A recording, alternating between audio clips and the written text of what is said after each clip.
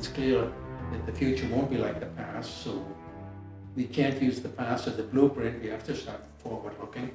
In the end, with the pressure on the natural resources, we don't really have the luxury to be inefficient.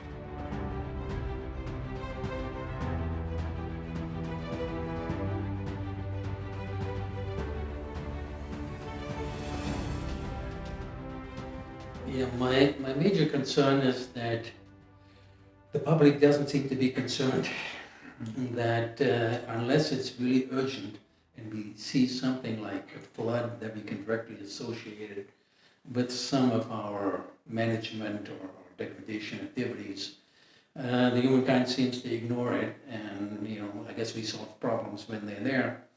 And the nature of this problem, if you don't see it, we tend to ignore it. So they, especially of course in the US where I work, right now the trend is to, well, it goes the other way, that it gets less and less attention. In the US right now, we are producing more oil than ever before. We're lowering environmental standards. Our president just reversed some clean water regulations on that, clean air, even human health issues. They loosened the regulation dealing with asbestos. So there seems to be, on various levels, a trend that just moves backwards. They're trying to break down the regulations on fuel-efficient cars, on that, and open that up. So we, at least at the political level, the national political level, just going in the opposite direction. And I thought there was a certain national progression to more tolerance, to more concern. And I learned the last few years that it's not happening. The pendulum swings back and forth. And so now it's swinging back, I guess, at least in our world. Yeah, there's several. The one that really strikes me is I fish. And one of the best fighting fishes that I have caught is the winter steelhead. So it's a trout, a rainbow trout, that goes in the ocean for 2 to 3 years and then comes back to spawn. And they are the best fighting fish. They jump out of the water a meter high multiple times. And when I first time came to the US, I fished some of the rivers, and if you went out 2 or 3 times, you caught a fish on that. And right now, like the hatchery gets about 10% of the returns that they got back then. So now I go out with a drift boat, which should give me more chances. And if I catch 2 or 3 fish during the year, I'm one of the more successful ones. So it's really, the numbers have gone down for various reasons, I guess, from logging to, in other places, of course, the dams and stuff. And so it's been really tough to convince my kids to go fishing with me because the success ratio has gone down. We're doing better with other fish, but the winter steelhead to me is still the most prized fish. And my kids will never have that experience that I had when I got there the first time. Yeah, I grew up about 2 hours from here in Sauerland, and my family has some forest land on that. So I grew up, when I was growing up, we used to work it, plant trees, cut the trees, do the logging. I would take the horse around, I hunted it, I fished the river, and I hiked it. We have a cabin on that. So that's still a real, I guess, connection that I never have with another place, obviously, because of this century tradition with our family.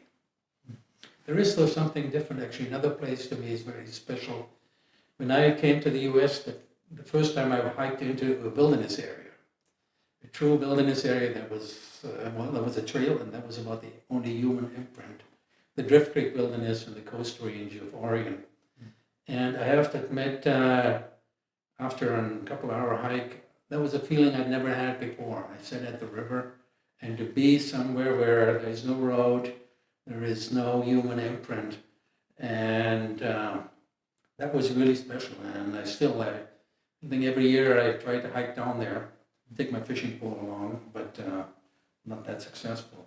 But that was just something that I was 24 years old and I had never experienced that before. And that still sticks with me now.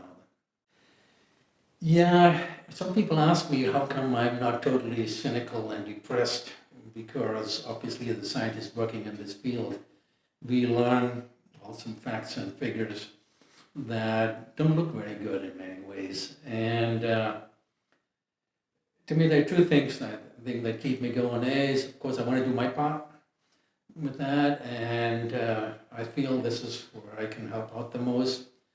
And the other thing is that I think the ecosystems are a lot more resilient than we've given them credit for in the past. And the example I always use when people push that point, first time I went to Mount St. Helens was 2 years after it blew, 1983, and it was a moonscape close by the mountain and all that. And the story was by the scientists, in your lifetime, that's what it will be. It'll be a moonscape. And now, less than 25 plus years later, it's an ecosystem fully functioning with everything back in the place, from the elk, the deer, the trout, the mammals, the different plant diversity. So it recovered at an incredible rate through lots of complex multiple pathways and feedback loops. So I like to think that as we push the ecosystem out of their natural state, that they have enough feedback and pathways to develop in a way that still allows us to live on this planet. Well, this is focused on ecosystem services, on the multiple ecosystem services, and so some of the work we've done is pointing out there are some ecosystem services that are compatible and some of them that are conflicting on that. And the real challenge will be where on the landscape we work towards compatibility and where on the landscape we work towards segregating those. In the end, with the pressure on the natural resources, we don't really have the luxury to be inefficient on that. At least that's the way I see it. Other part of my work, actually next week, I'll be at the climate conference in Potsdam. So one of my major theme right now is really to think about how ecosystem adapt to changes and to integrate that adaptability thinking in any management aspect we do. Right now, I see that there are the people that worry about adaptation, and there are people that worry about timber, and the people that worry about conservation. And they may talk to each other, but mostly actually to argue, but really how to bring those things together, because it's clear that the future won't be like the past. So we can't use the past as a blueprint. We have to start forward looking on that. And it's especially hard, I think, for the forestry profession, which has prided itself, and rightfully so, by the tradition. So now to leave the tradition behind and turn around the other way and start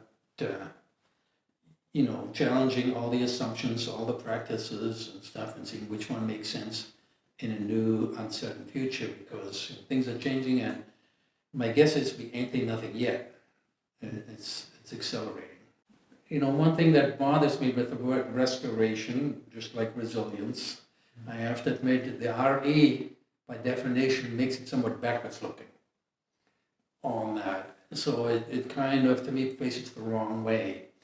As I kind of pointed out, we have new surprises, new challenging, novel things coming up, and the idea of restoration is that we use some kind of blueprint that is more attached to the past, at least by the word itself.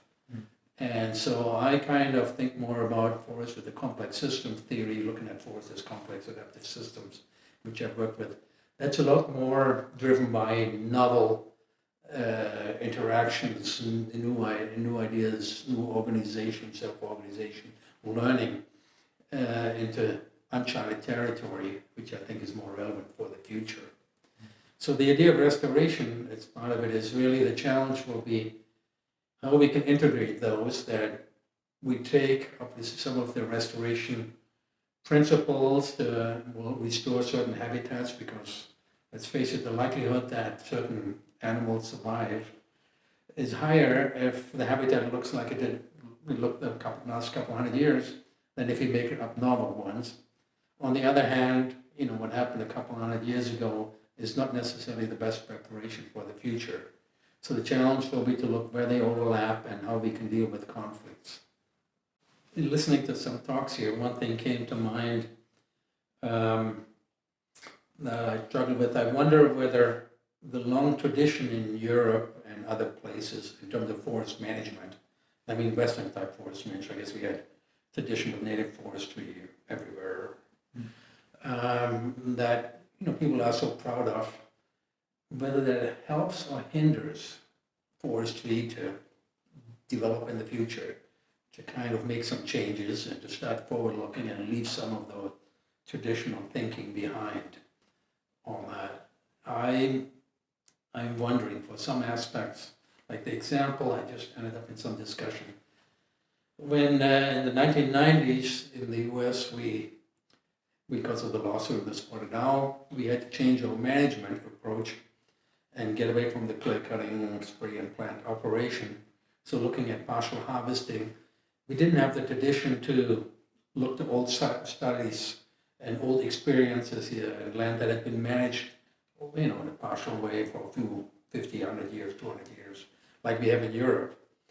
And so instead, in the US, we said, well, where can we see partial harvest operations?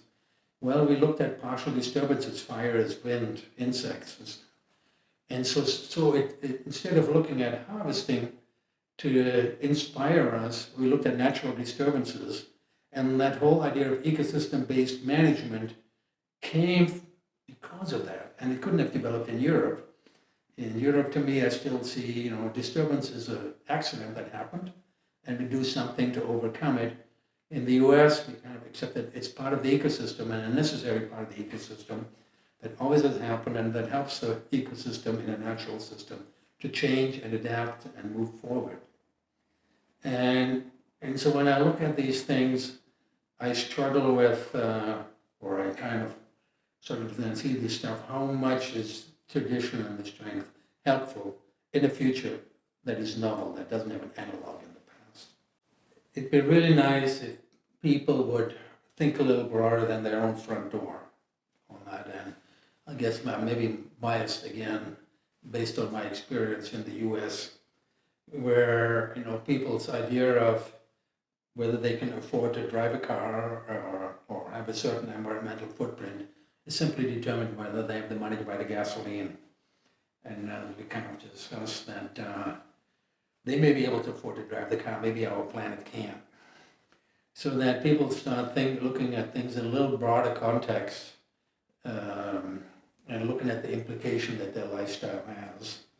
And including mine, of course, I traveled by plane here, so I've done my share of environmental damage for this one as well. And we've been talking about how to offset that. But the idea to me, actually, what happens when you think that narrowly, obviously, it doesn't help, dealing with long-term issues. It doesn't help with global issues. And there's a lot of, especially, environmental injustice going on. The stories are pretty clear that within the cities, the poorer neighborhoods have fewer trees, fewer parks, and more pollution, etc., etc. And the notion that when we raise our lifestyle, somebody else will pay for that we try to learn better how to connect those things. That's really what I'm struggling with and what I hope we can get to.